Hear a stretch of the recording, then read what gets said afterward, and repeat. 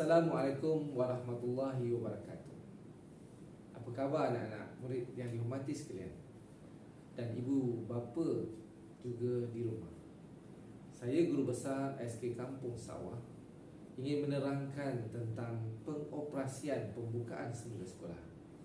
Seperti mana yang kita tahu bahawa sekolah akan bermula beroperasi, seperti mana yang kita lihat pada 24 hari bulan yang lalu, Prasekolah telah mulakan pengoperasian pembukaan sekolah secara bersemuka. 8 hari bulan November 2021 adalah tarikh pembukaan sekolah secara semuka bagi tahap 1, manakala pada 14 November 2021 ialah tahap 2. Baiklah, sudah lama kita sebenarnya anak-anak di rumah tidak berada di sekolah. Kita masih ingat pada bulan Mei yang lalu, dan sekarang kita telah berada di dalam bulan 11. Maka anak-anak sudah lama, lebih kurang dalam 5 bulan berada di rumah dan melalui proses PDPR yang dilaksanakan oleh pihak sekolah. Dalam situasi ini, sudah pastilah kita ataupun anak-anak yang berada di rumah sudah biasa dengan kehidupan rutin ketika di rumah. Mungkin mereka dah lupa bagaimana perlunya kita bersedia ataupun kita perlu tidur awal. Oleh itu, hari ini cikgu akan menerangkan beberapa perkara untuk kita semak semula, untuk kita ambil tindakan, untuk kita ambil peringatan apabila kita mula pengoperasian pembukaan sekolah pada 8 November nanti. Anak-anak hebat yang cikgu kasih sekalian, pertama sekali ialah pastikan anak-anak yang terlibat jadual buku lebih awal sebelum sesi persekolahan pada hari esoknya. Jangan lupa tidur awal. Kalau dalam tempoh 5 bulan yang lalu di rumah, anak-anak masih leka dengan televisyen, anak-anak leka dengan gadget sampai tidur lewat malam. Perbaikilah, kita setting semula, kita betulkan semula waktu tidur anak-anak. Ibu bapa bolehlah memantau anak-anak di rumah. Pastikan mereka tidur awal sebelum pukul 10, bagi memastikan mereka dapat bangun awal pada esoknya. Bangun awal sebelum pukul 6 atau pukul 6, sekitar 6 pagi, dan solat subuh. Selepas solat subuh, bersiap-siap, bolehlah ambil sarapan. Ingat anak-anak, sarapan itu sangat penting sebagai persediaan kita supaya anak-anak bertenaga apabila berada di sekolah nanti. Dan jangan lupa, pastikan anak-anak di rumah, ibu bapa pastikan sebelum hadir ke sekolah, pastikan tentang kesihatan anak-anak. Sekiranya anak-anak tidak sihat, maklumkan kepada guru kelas bahawa anak anda tidak sihat untuk berada di sekolah. Dalam tempoh ini, pihak sekolah faham sekiranya anak-anak tidak sihat. Oleh itu juga, kita lihat kepada perkara-perkara yang perlu kita ambil tindakan. Dalam situasi PKP, kita masih lagi berjaga-jaga tentang penularan COVID-19 ini. Tindakan atau pematuhan tentang SOP perlulah kita jaga selalu. Pertama sekali, apabila berkaitan dengan pematuhan SOP COVID-19 sebelum ke sekolah, kita kena pastikan bahawa anak-anak yang hadir ke sekolah tidak mempunyai kontak rapat dengan pesakit COVID-19 yang positif. Maklumkan kepada guru kelas sekiranya anak-anak ataupun keluarga mempunyai kontak rapat, dan pastikan ini adalah isu yang berkaitan dengan keselamatan dan kesihatan anak-anak SK Kampung Sawah. Pastikan mereka ini kita declare sekiranya mereka ini ada kontak rapat. Selain itu, seperti mana yang telah dijelaskan sebelum-sebelum ini. Kita telah biasa dengan SOP berkaitan dengan pemakaian face mask. Mungkin dalam tempoh kita yang lama berada di rumah, anak-anak ini mungkin yang ketika berada di rumah, mereka jarang menggunakan face mask. Ingat semula tentang pemakaian dan pentingan penggunaan face mask, kerana ia adalah protection bagi kita. Pastikan anak-anak yang hadir ke sekolah memakai face mask ataupun face shield. Perkara yang berikutnya ialah pastikan kalau ibu bapa di rumah ada suhu atau termometer, bolehlah sukat suhu badan anak-anak. Sekiranya melebihi 37.5 darjah Celsius, mungkin perlu sebatkan semula dan bawalah anak-anak itu untuk menerima rawatan. Kemudian kita boleh memastikan bahawa anak-anak ini membawa cecair sanitizer untuk keselamatan mereka atau kegunaan mereka di sekolah nanti. Selain daripada itu, digalakkan juga untuk membawa tuala atau tisu sekiranya perlu, kerana kemungkinan apabila kita bersin ataupun kita boleh gunakan tuala atau tisu itu untuk kegunaan ketika makan di kelas nanti. Baiklah, sekiranya perlu juga bekalkan anak-anak itu dengan sudu garfu sendiri. Kalau tidak memerlukan sudu atau garfu, mungkin di sekolah juga kita boleh gunakan tangan. Tetapi pastikan anak-anak perlu basuh tangan sebelum makan. Peralatan lain ialah peralatan alat tulis. Ingat anak-anak, peralatan alat tulis perlulah hak milik peribadi, bukan untuk dikongsikan. Bukan kedekut, tetapi itu adalah SOP yang perlu kita patuhi, bahawa peralatan alat tulis perlulah digunakan secara peribadi. Selain itu juga botol air minuman digalakkan supaya anak membawa bekalan air dari rumah. Awas, jangan berkongsi botol air dengan rakan-rakan yang lain.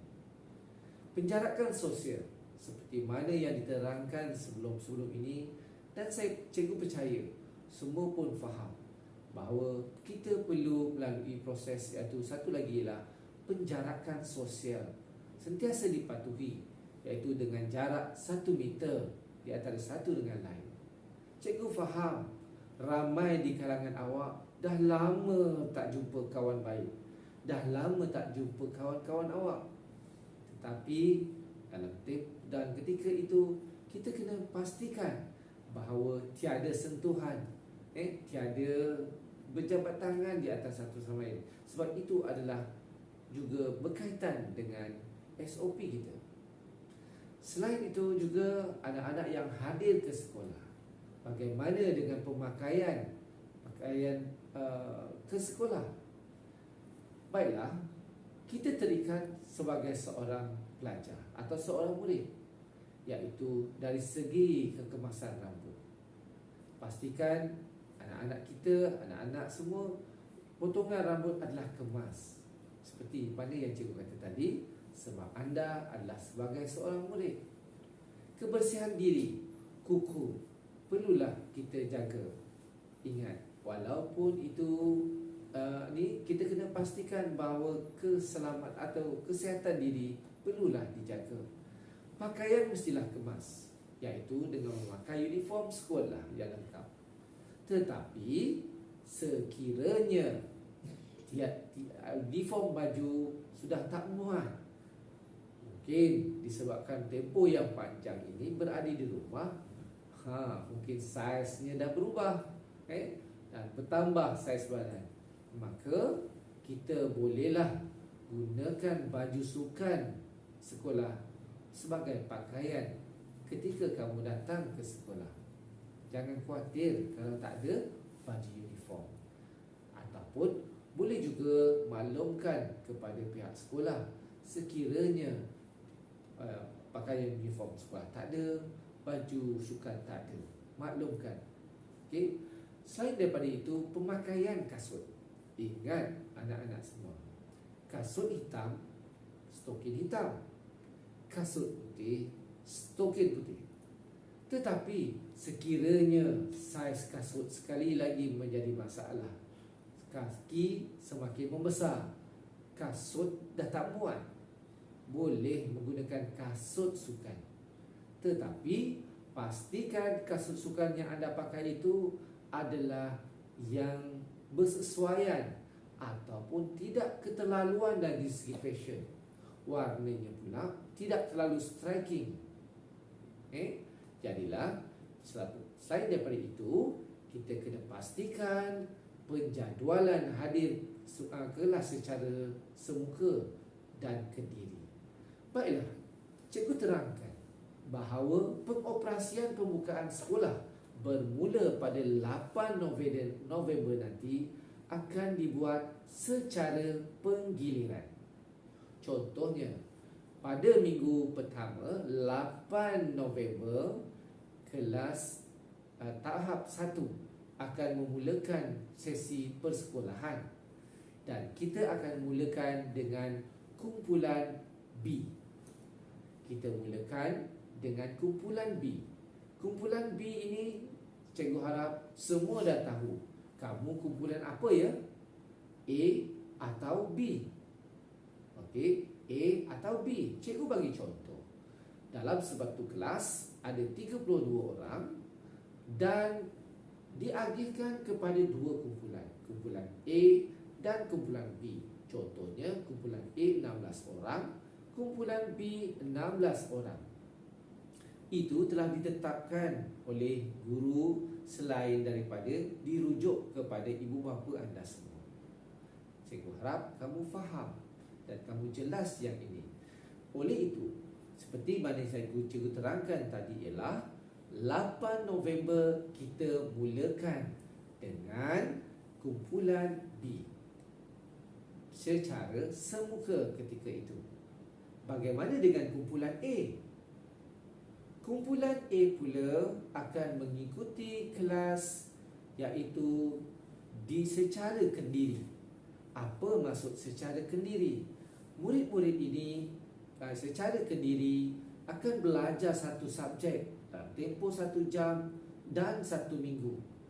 Mungkin cikgu akan bagi penjadualannya, menyiapkan tugasan ataupun membuat ulang kaji. Itu di antaranya. Jadi jelas ya, kumpulan A ketika 8 hari bulan ialah secara kendiri. Kumpulan B akan berada di sekolah. Pada minggu berikutnya, kumpulan A pula akan berada di sekolah, manakala kumpulan B akan berada di rumah untuk pembelajaran kendiri. Mungkin ketika ini cikgu akan bagi latihan dalam bentuk pengayaan atau pengukuhan ketika di rumah bagi kumpulan B. Pada 14 hari bulan penggiliran tersebut, murid-murid tahap 2 juga akan naik. Tahap 2 akan naik. Murid-murid tahap 2 juga bermula dengan kumpulan A. Maksudnya pada 14 hari bulan itu nanti, kumpulan A tahap 1 dan kumpulan A tahap 2 akan berada di sekolah. Manakala kumpulan B tahap 1 dan kumpulan B tahap 2 akan belajar secara kendiri di rumah. Fahamkan? Begitulah penggiliran seterusnya berlaku mengikut minggu-minggu berikutnya. Baiklah, bagaimana pula dengan tata cara pematuhan murid hadir ke sekolah? Murid-murid semua mengikut SOP yang telah dibincangkan dan telah digunakan pakai sebelum-sebelum ini. Murid akan hadir melalui pintu pagar B, iaitu pintu belakang. Bermakna murid akan melalui sekolah agama Kampung Sawah. Baiklah ibu bapa semua, kenderaan yang melalui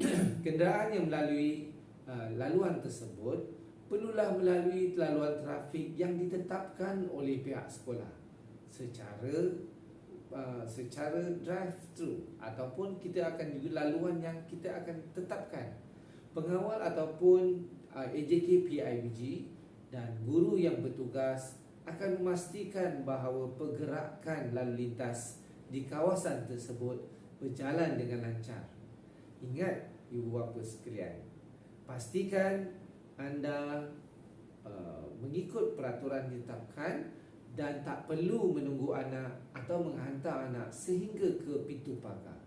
Hanya perlu turunkan anak dekat situ dan jawatankuasa atau guru akan berada di situ untuk membantu. Baiklah, selain daripada itu, tak perlu diingatkan juga bahawa ibu bapa yang menghantar anak-anak diminta untuk memastikan hantar anak itu tidaklah terlalu awal ke sekolah, kerana memandangkan kita mempunyai kawasan yang agak terhad di kawasan Astaka. Saya percaya dalam masa-masa tertentu kita hanya boleh muatkan mungkin dalam 25 orang murid sahaja di dalam Astaka itu.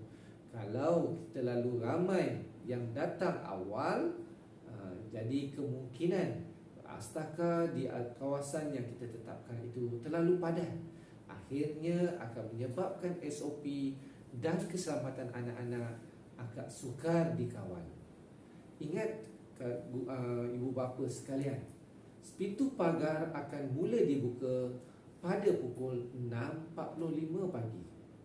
Guru yang bertugas dan ahli jawatankuasa PIBG yang bertugas juga akan mengambil suhu murid-murid di situ. Saringan suhu akan dilaksanakan. Sekiranya ada murid yang sampai awal, mereka perlu berada di Astaka luar pagar dengan penjarakan. Murid akan disaring suhu seperti mana yang cikgu beri maklumkan tadi, iaitu sekiranya murid yang mempunyai suhu 37.5 darjah Celsius ke atas, selepas diambil saringan yang kedua masih lagi dengan suhu tersebut, ibu bapa murid akan dihubungi dan diminta untuk membawa anak untuk menerima rawatan lanjut. Ingat ibu bapa sekalian, bukan begitu. Kita nak pastikan bahawa keselamatan keseluruhan anak-anak di SK Kampung Sawah dalam keadaan yang terkawal dan terpelihara. Kerana seperti yang saya beritahu, ini adalah isu keselamatan. Baiklah, bagaimana pula dengan murid yang melepasi saringan? Murid yang melepasi saringan akan diberi stiker suhu untuk tindakan seterusnya oleh guru subjek pada masa pelajaran yang pertama. Murid-murid ini akan kita gerakkan untuk mengelakkan daripada kesesakan di Astaka. Murid-murid yang melepasi suhu akan dikumpulkan di dataran kejat. Guru subjek pertama akan menunggu di situ dan mengambil anak-anak murid untuk dibawa ke kelas. Saya akan pastikan anak-anak ini tidak berada di dalam kelas tanpa ada kawalan guru. Oleh itu, mereka akan ditempatkan sementara di dataran kejat. Dalam masa kita memastikan guru subjek itu ada, barulah kita akan gerakkan anak-anak murid ini mengikut kelas ke kelas masing-masing. Baiklah, untuk makluman semua, pukul 7 hingga 7.30 pagi adalah waktu pengurusan kelas. Kehadiran murid akan dicatatkan. Suhu murid juga akan dicatatkan ke dalam buku yang disediakan di kelas masing-masing. Dan pada tepat pukul 7.30 pagi, kelas PDP pun akan bermula. Kita perlu pastikan pergerakan anak-anak ini daripada pintu masuk hingga ke kelas adalah mengikut pelan lantai yang kami sediakan. Pelan lantai ini jelas menunjukkan laluan pergerakan anak-anak murid ini. Ini kita nak pastikan juga supaya pergerakan murid-murid ini teratur dan mengikut SOP yang telah ditetapkan. Baiklah, berikutnya ialah tata cara penggunaan tandas. Untuk makluman semua, untuk murid-murid yang hendak ke tandas, perlu pastikan mendapat kebenaran daripada guru subjek. Jangan ada yang keluar kelas tanpa kebenaran guru. Setelah mendapat kebenaran daripada guru, bolehlah bergerak ke tandas mengikut kawasan yang cikgu terangkan ini, iaitu tandas blok B dikhususkan untuk murid yang berada di kelas blok A dan blok B. Cikgu ulang semula. Tandas blok B dikhususkan untuk murid yang berada dalam kelas blok A dan B. Manakala tandas blok C yang telah cikgu uruskan dan kita buka semula untuk kemudahan anak-anak, kita khususkan untuk murid dari blok C sahaja. Jelas ya? Okey. Kemudian di tandas tersebut kita telah sediakan, cikgu telah sediakan, pihak sekolah telah sediakan pas masuk tandas, iaitu 3 pas masuk tandas bagi setiap tandas yang ada di bahagian luar.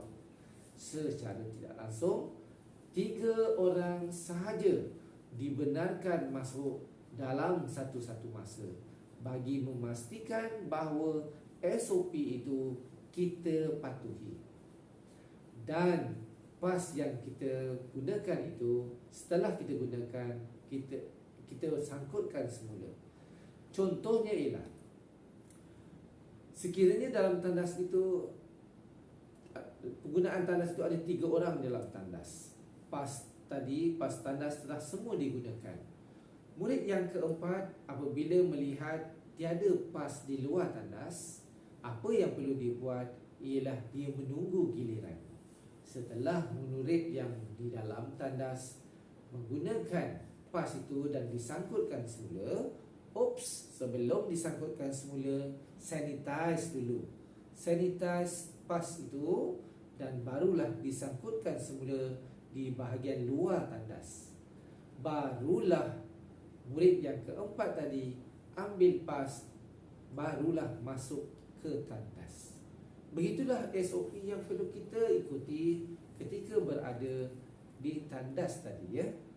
Okey. Baiklah. Jadi kalau melihat kepada tandas pas tandas itu tak ada, jangan masuk dulu. Tunggu di luar. Baiklah. Seterusnya cikgu akan terangkan pula tentang tata cara semasa waktu rehat. Sewaktu rehat, penggunaan kantin untuk makan murid masih tidak dibenarkan. Bermakna murid-murid perlu makan di dalam kelas.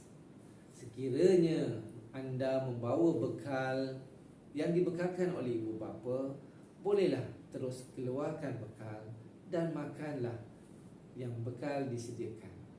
Tetapi bagi murid yang tidak dibekal makanan, bolehlah membuat tempahan makanan sehari sebelum, iaitu melalui grup WhatsApp guru kelas masing-masing. Pastikan anda membuat tempahan. Contoh yang berikutnya ialah tahap 1. Bagi murid tahap 1 yang akan naik pada 8 November nanti, mereka perlu buat tempahan makanan dan makanan tersebut akan dibawa ke kelas mengikut tempahan yang dibuat. Dan jangan lupa sediakan wang yang secukupnya. Bayar pada ketika itu juga. Dan kemudian bagi tahap 2 yang akan naik pada 14 November, tempahan juga perlu dibuat sehari sebelum, juga melalui grup WhatsApp masing-masing, kelas masing-masing. Iaitu, tetapi bagi murid tahap 2, mereka perlu bergerak ke kantin mengambil makanan yang ditempah dan membuat bayaran terus ke kantin sekolah. Ingat anak-anak murid sekalian, pastikan kita melalui laluan-laluan yang ditetapkan seperti pelan lantai ini. Okey. Dan berikutnya ialah setelah selesai kita makan, bersihkan meja, lapkan meja dan tiada sisa-sisa makanan di atas meja. Kemudian buang sampah ke dalam tong sampah yang disediakan. Pastikan kebersihan sebelum dan selepas kita laksanakan. Meja bersih, kita belajar pun seronok dan selesa. Baiklah. Berikutnya ialah kita tentang tata cara penggunaan bilik isolasi. Apa itu bilik isolasi? Bilik isolasi itu biasanya ialah bilik kesihatan yang digunakan untuk saringan murid. Murid yang bergejala, contohnya pada tadi murid yang pada disukat suhunya pada 37°C pada masa dia datang ke sekolah, kita tahan. Tetapi bagi murid contohnya dia 37.5°C ke bawah dan masuk ke sekolah, tetapi tiba-tiba pada waktu rehat dia mempunyai suhu yang tinggi, ada simptom ataupun demam. Murid ini kita akan ambil suhunya dan kita asingkan dalam bilik isolasi. Guru akan ada di situ untuk membuat swab test kendiri, iaitu tuan-tuan atau ibu bapa juga telah sign satu borang, iaitu membenarkan tentang swab test ataupun kit test yang disediakan. Maka guru bilik isolasi atau bilik kaunseling akan membuat swab test terhadap anak. Sekiranya memang ada bergejala ataupun positif, anak ini kita akan minta ibu bapa ambil dan bawa ke pihak hospital untuk tindakan seterusnya.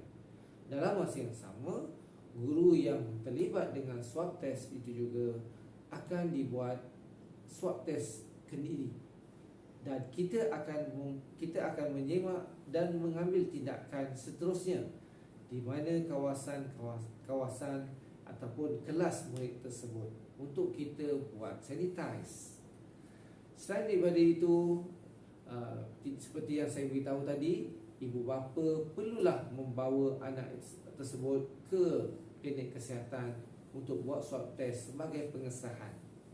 Okey, itu adalah penggunaan bilik isolasi. Seterusnya ialah tata cara waktu balik sekolah. Kita tahu bila waktu balik sekolah adalah satu tempoh yang agak kritikal, kerana hampir murid semua dan ibu bapa dah menunggu di luar sana. Ibu bapa di luar sana, pastikan patuhilah lalu lintas ketika balik. Parkinglah dengan betul ataupun tempat letak kereta yang betul, supaya ia memudahkan kita semua dan memudahkan pihak lain. Baiklah, apabila waktu balik nanti, pengumuman waktu balik akan dibuat dan pergerakan balik juga akan diaturkan oleh guru, iaitu secara bergilir-gilir untuk memastikan bahawa pergerakan atau penyuraian murid-murid itu dibuat secara teratur dan tertib. Jangan lupa seperti cikgu kata tadi, pastikan kita ikut laluan yang telah ditetapkan. Jangan ada yang buat cross jalan. Kita kena pastikan mengikut laluan yang telah ditetapkan. Baiklah, murid akan terus menaiki kenderaan ibu bapa penjaga yang telah bersedia untuk menjemput anda semua. Kalau sekiranya guru melihat ibu bapa telah sampai, murid tadi kita akan gerakkan ke kenderaan ibu bapa mereka. Tetapi bagi murid yang belum lagi dijemput oleh ibu bapa ataupun ibu bapa belum mengambil mereka, kita akan dudukkan dulu di kawasan astaka dengan penjarakan untuk pastikan bahawa mereka duduk dalam penjarakan. Tetapi saya menyarankan kepada ibu bapa dan menyeru kepada ibu bapa supaya mematuhi masa waktu balik.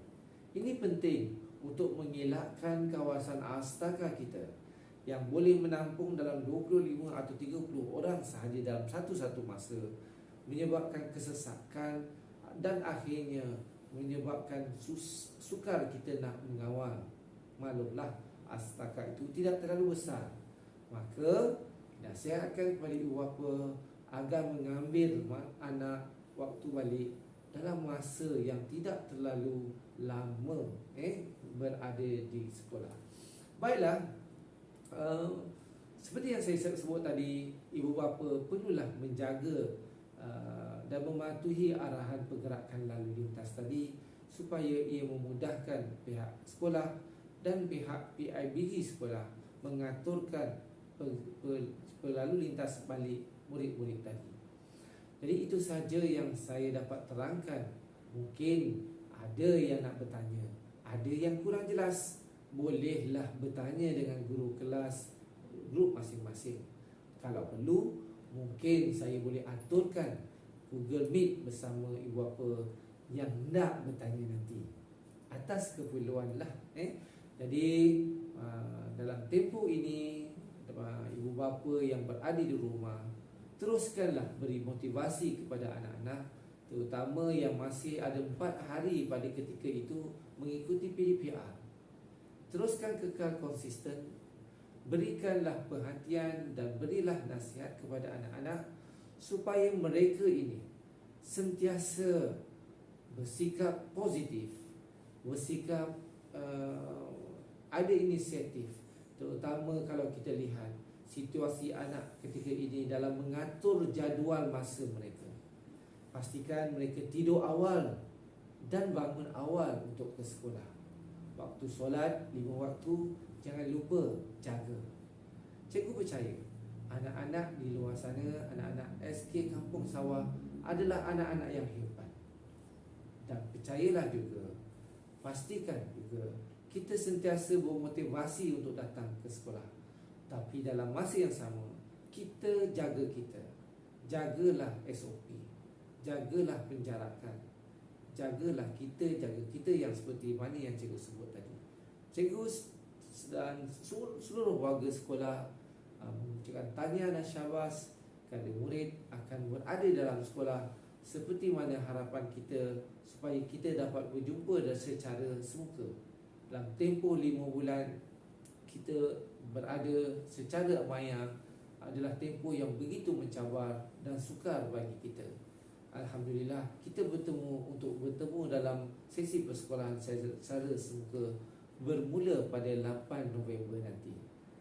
Jadi sekiranya ada masalah, bolehlah hubungi pihak sekolah. Jadi sampai sini saja, kita bertemu lagi dalam pertemuan yang mungkin dalam bentuk yang lain. Boleh kita akan berbincang perkara-perkara yang membina nanti. Jadi cikgu sudahi taklimat hari ini secara video dengan ucapan wabillahi taufiq hidayah. Assalamualaikum warahmatullahi wabarakatuh. Terima kasih.